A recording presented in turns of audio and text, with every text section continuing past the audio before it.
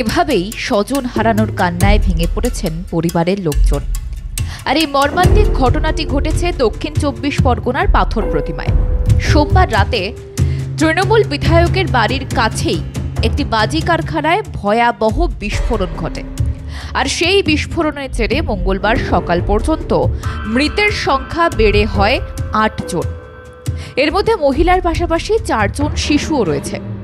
বিস্ফোরণের পর ঢোলাহাট থানার রায়পুরের তৃতীয় ঘেরির গোটা এলাকা জুড়ে আতঙ্ক ছড়িয়ে পড়েছে। গ্রাম জুড়ে কান্নার রোল। ঘনবসতি এলাকায় বাজি কারখানার অনুমতি কে দিল তা নিয়ে প্রশ্ন উঠতে শুরু করেছে। ঢোলাহাট থানা থেকে 10 মিনিটের দূরত্বে রমরমিয়ে চলছিল এই বাজি কারখানা। এতদিন পুলিশ প্রশাসনের কর্তাদের হুঁশ ছিল না। আর বিস্ফোরণের ভয়াবহতার বিষয়টি সামনে আসতেই পুলিশ এখন চাপে পড়ে বাজি কারখানার মালিক চন্দ্রকান্ত বণিক ও তুষার বণিকের বিরুদ্ধে ফায়ার সার্ভিসের বেশ কয়েকটি ধারায় অভিযোগ দায়ের করেছে। তদন্ত শুরু করেছে ঢোলাহাট থানার পুলিশ। এখানে বোমা তৈরি হতো, বিস্ফোরক অভিযোগ স্থানীয় এক বাসিন্দার। এখানে কি বোমের কারখানা ছিল? হ্যাঁ, বোমার কারখানা, ও পাশে বোমার কারখানা তৈরি হতো এখানে বোম? হ্যাঁ, এখানে বোমা তৈরি হচ্ছে। কজন ক্ষতি হতে পারে মনে করা হচ্ছে? আচ্ছা, বাচ্চা কজন? এখনো কি কোনো আহতদের পাওয়া গেছে?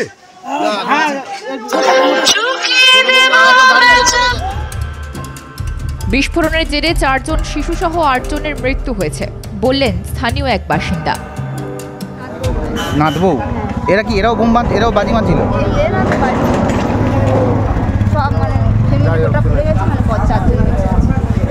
কজন বেঁচে আছে? 4 জন বেঁচে আছে। আর কতজন মারা গেছে? ধরো 4টে বাচ্চা, বাবাটা সবাই মরে। সোমবার রাত 9টা নাগাদ ঢোলাহাটে চন্দ্রকান্ত বণিকের বাড়িতে বিকট শব্দে ওই বিস্ফোরণ হয়। বিস্ফোরণে তছনছ হয়ে গিয়েছে গোটা বাড়ি।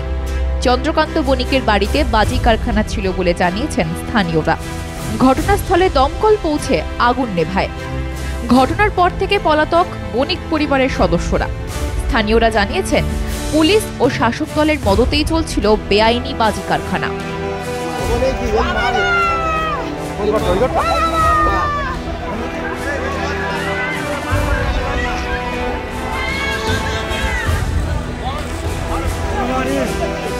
সব শেষ হয়ে গেল।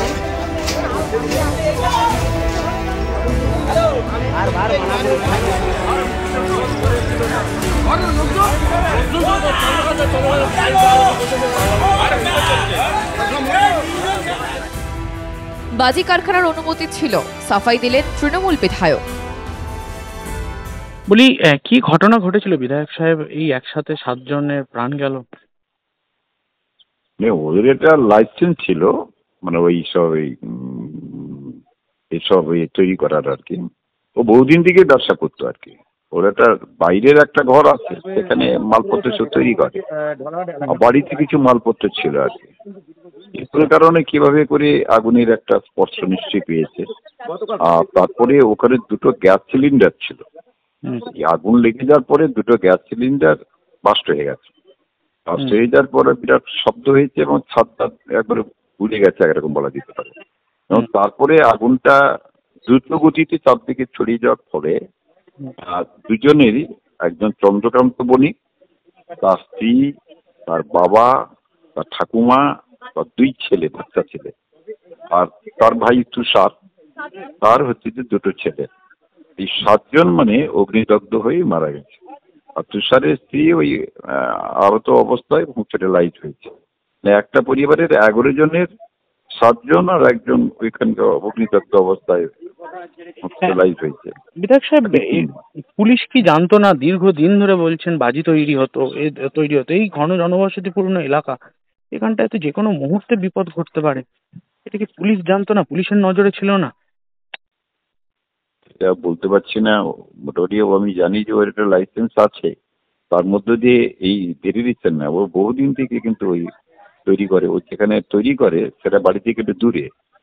এখানে না করে কিছু মাল বোধহয় স্টকে ছিল বাড়িতে, এখানে হঠাৎ করে ওর স্বামী স্ত্রীরা ছিলেন, এখানে কাজকর্ম করতে গিয়ে কিভাবে করে অঘটনটা ঘটে গেছে আর কি। আর বলার কিছু নেই, দুর্ভাগ্যজনক ঘটনা এটা হয়েছে। আরো একটা বিষয় জিজ্ঞেস করব, স্থানীয় মানুষজন একেবারে ক্ষোভে ফুঁসছে, বলছে প্রশাসন সবটাই জানতো, টাকার বিনিময়ে এই ধরনের পারমিশন দিত বা এই না না, ধরনের। এটা যদি বলে থাকে, আমি বিধায়ক হিসাবে এটুকু আপনাকে বলতে পারি যে ওই জায়গার এটাকে নিয়ে যদি কারো ক্ষোভ ছিল বা ক্ষোভ থেকে থাকেছে, কোনোদিন কোনো প্রকাশ কেউ করেনি। এবং কালকে আমি নিজেও গেলাম, এটা আজকে নয়তো বহুদিন থেকে এখান থেকে সব এইসব নিয়ে যায় সব, কিন্তু ওই এলাকার যে এই খুব ফুটছে এইরকম ধরনের কোনো গ্রাম পঞ্চায়েত কিংবা আমাদের গোচরে এখানে যে ভিতরে কাজ করে এটা আমারও জানা ছিল না। 3 নম্বর গেরিতে ওরা যে বাজি তৈরি করে বা এটি করে এটা আমারও জানা ছিল না। কালকেরই ঘটনা পরিপ্রেক্ষিতে জানতে পারলাম যে ওর পারমিশন আছে বা এটি করে, কিন্তু দুটো জায়গা আছে। তো ব্যাপারটা এরকমই আছে, পুলিশের গোচরে আছে কিনা আমারও ঠিক জানা নেই, পুলিশের কাছে নজর থাকতেই পারে, কিন্তু এই টাকার বিনিময়ে করছে কিনা এই ব্যাখ্যাটাকে আমি কোথায় দিতে পারবো না। মাঠে বাজি তৈরি করা হতো জানতাম, বাড়িতে তৈরির বিষয়টা জানা ছিল না, জানালেন স্থানীয় দক্ষিণ রায়পুর গ্রাম পঞ্চায়েতের উপপ্রধান হায়দার আলী মোল্লা। প্রতিবেশী যারা বাস করে তাদের কোনো ইনফরমেশন নেই, আমাদের পঞ্চায়েতকে ইনফরমেশন করেনি, থানাকে ইনফরমেশন করেনি।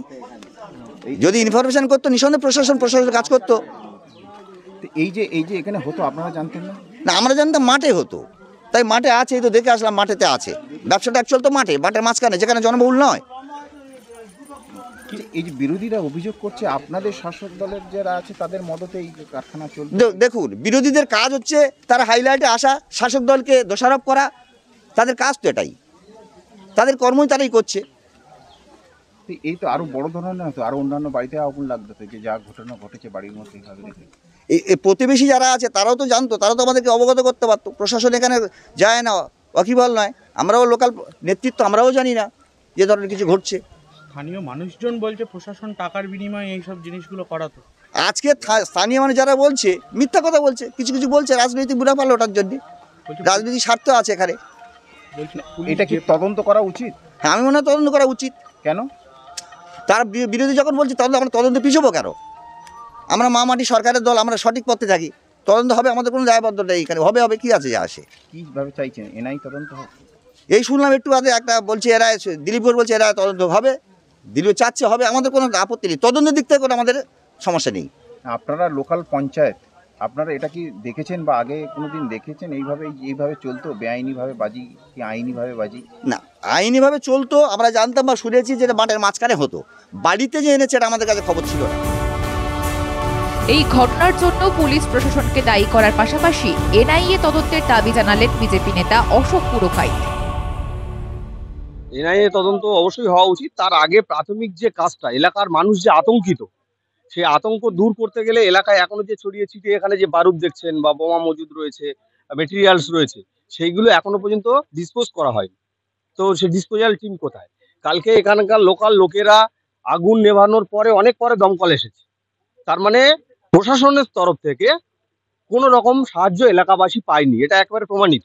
তো আজকে এখনো যেখানে বাচ্চারাও দেখতে এসছে, ছোট ছোট বাচ্চারা, তারা কৌতূহল বসে দেখতে এসছে, জানে না কি কতটা ভয়ঙ্কর। সুতরাং সব মিলিয়ে যা চলছে, এখানে কিন্তু 8 জন মারা গেছে। আমাদের প্রধান কাজ রাজনীতি করা নয়, আমাদের প্রধান কাজ তাদের পরিবারের পাশে দাঁড়ানো বা আহত যদি কেউ থাকে তাদের চিকিৎসার ব্যবস্থা করা। আর তার থেকেও বড় কথা, যারা বেঁচে আছে এলাকাবাসী তাদেরকে নিরাপত্তা দেয়া বা তাদের আতঙ্ক দূর করা, এই জন্যই আমরা এসেছি। কিন্তু দুঃখের বিষয়, প্রশাসনের তরফ থেকে এগুলো এখনো ডিসপোজালের কোনো টিম এখনো আসেনি এবং কোনো রকম হেলদোল নেই। মানে পুলিশ দাঁড়িয়ে আছে দূরে, সাধারণ মানুষ আবারও ঝুঁকি নিয়ে এই বউয়ের কাছে ঘুরছে। তো শুধু বিধায়ক নয়, গোটা রাজ্য, তার প্রশাসন এবং একদম মুখ্যমন্ত্রী পর্যন্ত তারা কিন্তু এই জেগে ঘুমাচ্ছে। অর্থাৎ তাদের প্রত্যক্ষ মদতে এরকম অবৈধ কারবার চলছে। সে মালদা মুর্শিদাবাদে আমরা ওপেন দেখেছি, আর আজকে আমরা দক্ষিণ 24 পরগনায় পাথর প্রতিমায়ও দেখছি। মানে মানুষের চোখ খুলে গেছে। ওনার চোখ খুলেছে কিনা জানি না, আদৌ চোখ খুলবে কিনা জানি না, কিন্তু মানুষের চোখ খুলেছে। এই রাজ্যে ঢোলাহাটের এই মর্মান্তিক ঘটনা প্রথম নয়।